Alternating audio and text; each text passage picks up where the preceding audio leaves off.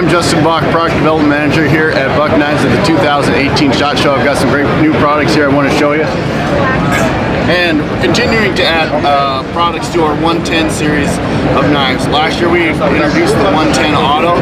This year we're introducing the 110 Auto Elite. So we have a couple of different upgrades on this. The blade steel has been upgraded to S30V.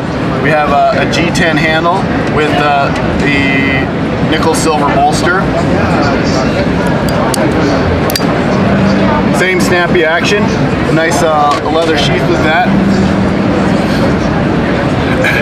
If you're not in an area that allows autos, or you just prefer not to have an auto, we still have the same material options on the 110 platform with the S30V nickel silver bolster, G10 scales there, and the regular nail notch lockback version.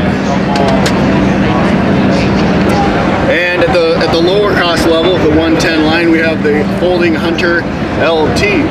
We have a 420 high carbon steel blade, same as on our standard 110 BRS part number. This does have a black injection molded glass filled nylon handle. It comes with a polyester sheath.